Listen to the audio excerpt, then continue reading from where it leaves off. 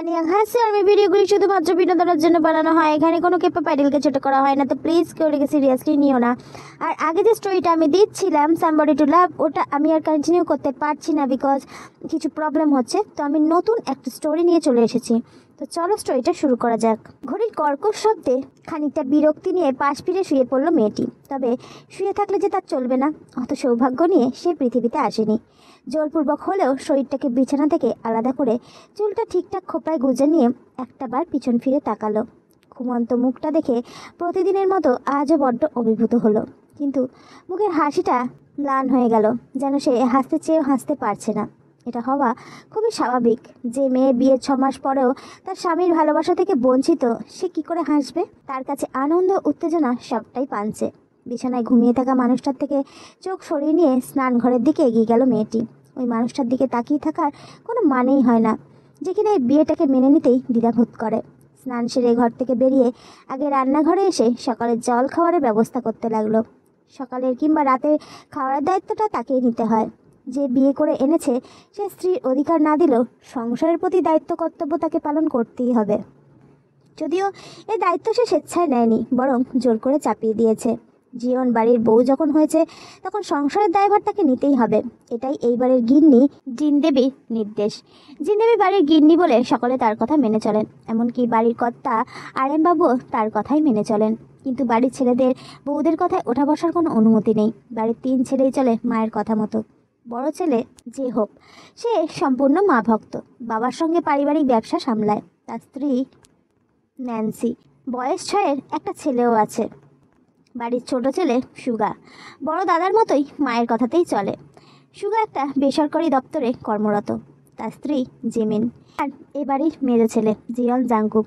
মায়ের কথা শোনে তো অবশ্যই, তবে সম্পূর্ণরূপে নয়। তাই তো মায়ের কথা শুনে বিয়েটা করে ফেলেছে, কিন্তু সংসারটা এখন করতে চাইছে না।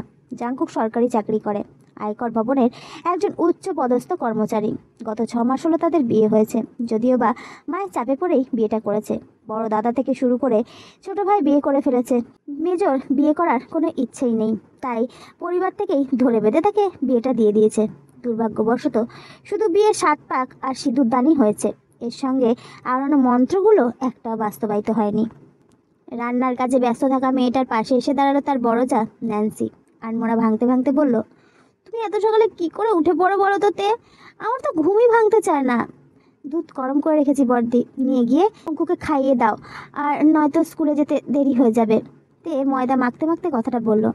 হ্যাঁ যাই, বাচ্চা সামলানোর যে কি জ্বালা। ন্যান্সি দুধটা গ্লাসে ঢালতে ঢালতে বলল। তে মুচকি হেসে বলল, বাচ্চারা খুব মিষ্টি হয়, ওদের সঙ্গে থাকতে খুব ভালো লাগে।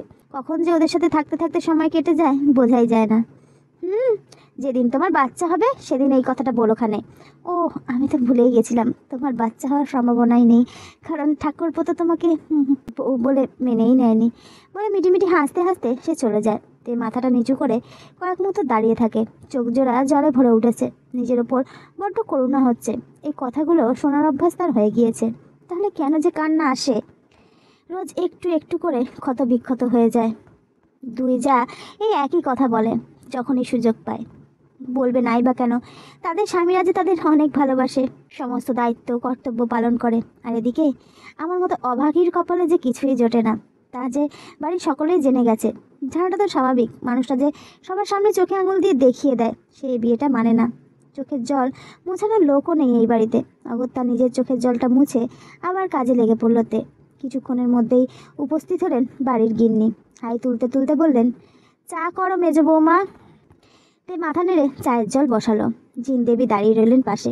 কিছুটা সময় পর বললেন, সকালের জল খাবার সবার কাছে পৌঁছে দেবে, আর মেজো খোকার টিফিনটাও প্যাক করে দেবে, ভুল যেন না হয়। অফিস যাওয়ার তারায় আবার গন্ডগোল করে ফেলো না। তে চুপচাপ মাথা নেড়ে সম্মতি জানালো। গত 6 মাসে বুঝে গেছে ওর মুখের কথা আর এ বাড়িতে কোনো দাম নেই, তাই অহেতুক শব্দ খরচ করে সে তার মূল্যবান শব্দ ব্যয় করতে চায় না। যেই মেয়ে কিনা নিজে চাকরি করে, ইন্ডিপেন্ডেন্ট, তারপরেও শ্বশুরবাড়িতে মাথা নত করে আছে। ব্যাপারটা বড়ই অদ্ভুত। বেসরকারি দপ্তরে ডিজিটাল মার্কেটিংয়ের কাজ করে। বিয়ের আগেও দীর্ঘ 4 বছর ধরে সে এই কাজ করেছে। যদিও বা বিয়ের কথা চলার সময় জিনদেবী বলেছিলেন চাকরিটা ছাড়তে হবে, কারণ জীবন বাড়ির বউরা বাইরে কাজ করে না। তবে তে জানিয়েছিল চাকরি ছাড়তেও পারবে না। বদলে বিয়েটা বন্ধ হতে পারে। তখন আরএমের কথায় সবাই রাজি হয়। জিন দেবীও মেনে নেন তের চাকরিটা। তবে শর্ত ছিল চাকরির সমস্ত টাকা জিন দেবীর হাতে দিতে হবে, আর একবেলা তাকে রান্না করতেই হবে। তে নিজের বাবার মুখের দিকে চেয়ে সবটা মেনে নিয়েছিল, তবে এখন মনে হয় মেনে নেওয়াটা তার মোটেও উচিত হয়নি। সেই পুরনো তেজ, জেদ এগুলো ধরে রাখা উচিত ছিল।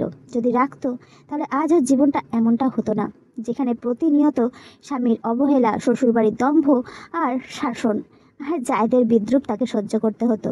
জীবনটা আগের মতো থাকলেই বেশ হতো। ছোট্ট এক পরিবার, বাবা মায়ের ভালোবাসা, আদর, স্বাধীন একটা জীবন। রান্নাঘরে কাজ করতে করতেই হঠাৎ কানে একটা আওয়াজ এলো, আমার চাটা কি কেউ দিয়ে যাবে? গলার স্বরটা শুনেই গ্যাসের স্টিমটা কমিয়ে দিয়ে পরিমরি করে চাটা কাপে নিয়ে ছুটলো ওপরে। এই কাজটা তার দেরি করা যাবে না। ঠিক সময় মতো চা হাতে না পেলে রাগ হয় আবার মশাইয়ের।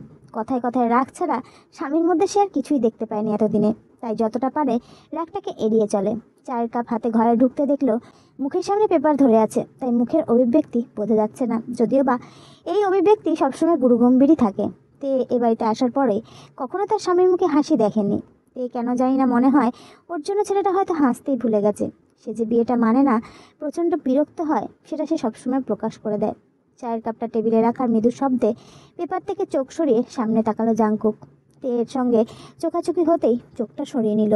তাড়াতাড়ি চলে যেতে গেলে জাংকুক পিছন থেকে ডেকে বলল, বাড়িতে অনেক লোক আছে আমার কাজ করার জন্য, তোমাকে না বারণ করেছি আমার জন্য ভাবতে? কথাটা শুনে প্রচণ্ড দুঃখ পেল তে, কিন্তু প্রকাশ করলো না। বিয়ে করে আসার পর দিন থেকে জাংকুক বলে দিয়েছিল বিয়েটা সে মানে না, তাই সে কোনো রকম দায়ভারও নিতে পারবে না। তেকে বলে দিয়েছিল তে যেন তার থেকে দূরত্ব বজায় রাখে। তের কথাটা মেনে নিতে পারেনি, তাই তো হাজার বারণ সত্ত্বেও এই মানুষটার জন্য সে ভাবে, তার প্রয়োজনের অপ্রয়োজনের খেয়াল রাখে। উত্তর দিচ্ছ না যে বড়? আমি তো কিছু বলেছি, কথা কানে যাচ্ছে না? শুনেছি, আপনার জন্য আলাদা করে কিছু করিনি, সবার জন্য যেটা করেছি সেটাই করেছি।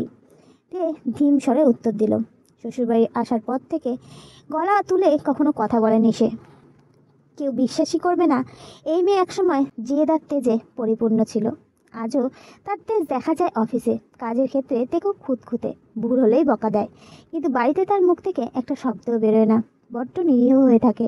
বোধহয় উপায় আর নেই ওর কাছে।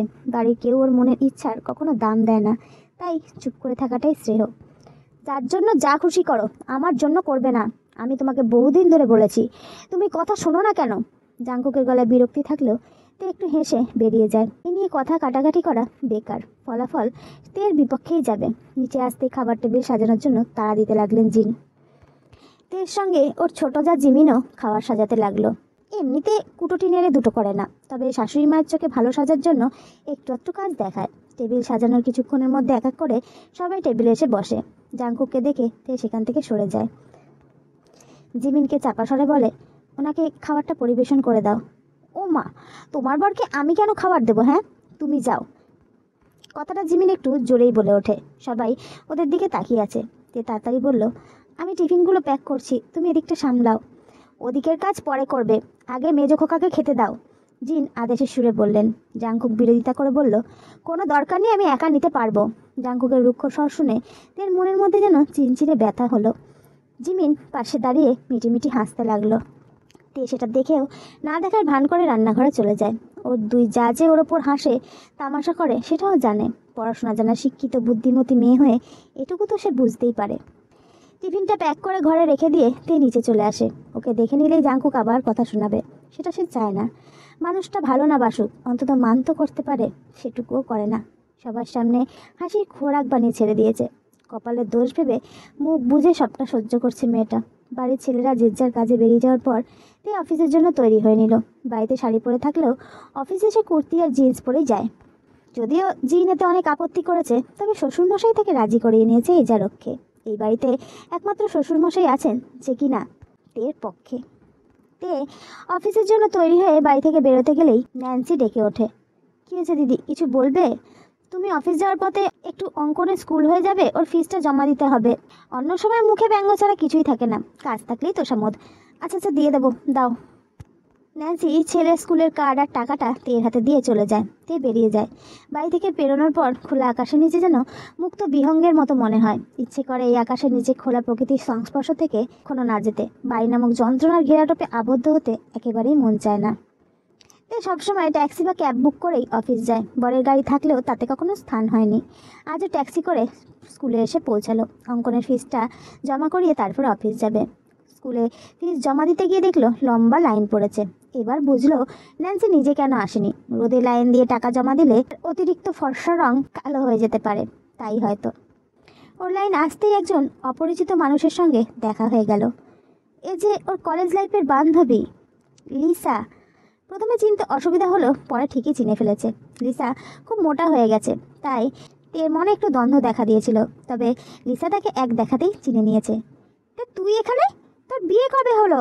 এই তো 6 মাস আগে। তুই স্কুলে কেন? 6 মাসে তোর বাচ্চাও হয়ে গেল? আবার সে স্কুলে আসার উপযোগী হয়ে গেল নাকি? কথাটা বলে লিসা নিজেই হাসলো। তোর ফাজলামি আর যায় না না? আমি আমার বড় জায়ের ছেলের জন্য এসেছি। ও, আমি আমার ছেলের জন্য এসেছি। আমি তো কলেজে থাকাকালীনই বিয়েটা সেরে নিয়েছিলাম। এখন আমার ছেলে 5 বছরের হয়ে গেছে। তা তোর বিয়ের কি খবর বল? তুই তো গো ধরেছিলিস বিয়ে করবি না, তা হঠাৎ করে বিয়ে করে নিলি যে? তের মুখটা মলিন হয়ে গেল, তবু একটু হেসে বলল, সব চাওয়া সবসময় পূরণ হয়। কি হয়েছে তে? সব ঠিকঠাক আছে তো? তোকে কেমন যেন অন্যরকম লাগছে। দাঁড়া, ফিসটা জমা দিয়ে নি, তারপরে তোর খবর শুনছি। দুজনে স্কুলের কাজ শেষ করে স্কুল থেকে বেরিয়ে এলো। তে অফিস যাবে বলে তাড়া দিলেও লিসা কিছুতেই ছাড়লো না। জোর করে নিজের সঙ্গে টেনে নিয়ে গেল। এতদিন পর বন্ধুকে পেয়ে সে সব কিছু শুনেই ছাড়বে। লিসা, এখন বসলে হবে না রে, সত্যি আমার অনেকটা দেরি হয়ে যাচ্ছে। তে কফি শপে ঢুকতে ঢুকতে বলল। লিসাকে সারা রাস্তায় এই কথা বলে বলে তে হাঁপিয়ে উঠেছে। মেয়েটা কিছুতেই শুনছে না। জোর করে চেয়ারে বসিয়ে দিল। অফিসে ফোন করে বল হাফ টাইমের পর যাবি, নে ফোন কর। লিসার নাচের বান্দা হওয়ায় তাকে ফোনটা করতেই হলো। দুজনে মুখোমুখি বসে আছে। বল এবার, হঠাৎ মত বদল হলো কেন? তুই তো বিয়ের বিরুদ্ধে ছিলি, আমাকেও তো বলতিস বিয়ে না করতে। বললেই বা কি, তুই তো পালিয়ে গিয়ে বিয়ে করেই নিলি।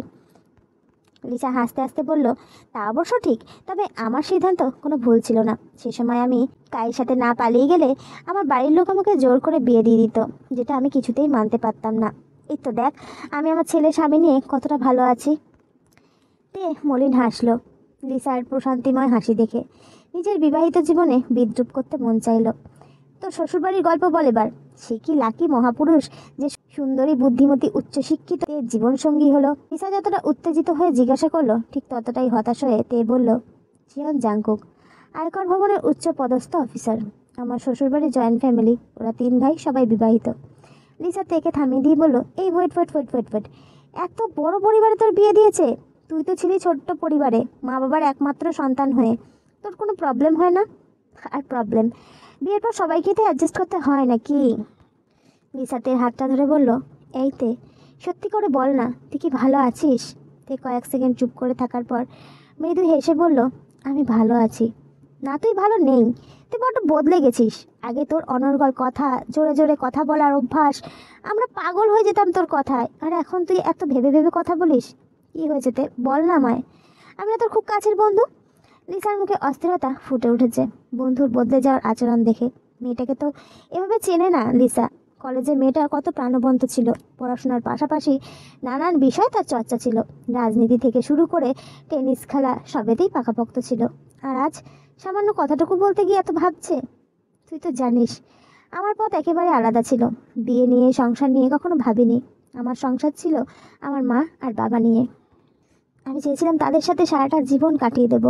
যেভাবে তারা আমাকে লালন পালন করেছে, তেমনভাবে আমি তাদের দায়িত্ব নেব। তার সঙ্গে নিজের সমস্ত ইচ্ছে স্বপ্ন পূরণ করব। কিন্তু হলো না কিছুই। দেখে থামতে দেখে লিসা বলল, হলো না কেন? আঙ্কেল আন্টি তো খুব সাপোর্টিভ, তোর ইচ্ছের মান রাখতে কখনো ভোলেনি। আমি নিজের চোখে দেখেছি ওরা কত আপডেটেড। আর তোর ওপর কোনো প্রেশারও ছিল না। তাহলে আমি চাকরি পাওয়ার পর জীবনটা আরও বদলে যায়। নিজের উপার্জনের টাকায় বাবা মায়ের জন্য গিফট কিনতে যখন ইচ্ছা হতো কিনে নিয়ে চলে আসতাম। এভাবে 4টে বছর কেটেছিল। তারপরে সবটা উল্টে গেল। বাবার রিটায়ারমেন্টের দিন চলে এলো। তার সঙ্গে ওদের ভাবনা শুরু হলো আমার ভবিষ্যৎ নিয়ে। তুই বলতো, আর কি ভবিষ্যৎ দরকার ছিল আমার? সিকিউর চাকরি, মা বাবা সবই তো ছিল। এতে হলো না ওদের। ওদের শুধু একটাই কথা, আমরা মরে গেলে তোর কী হবে? আর আমার কি হবে ভাবতে গিয়ে বিয়েটাকেই সলিউশন হিসেবে ওরা পেল। অপরদিকে আমি আর এক জেদি দিয়ে আমি করব না বলে জানিয়ে দিলাম। বাবা মানতে পারলো না। একদিকে রিটায়ারমেন্ট, অপরদিকে আমার দ্বিমত, ব্যাস হয়ে গেল শরীর খারাপ। এত চিন্তা করার কোনো মানেই ছিল না।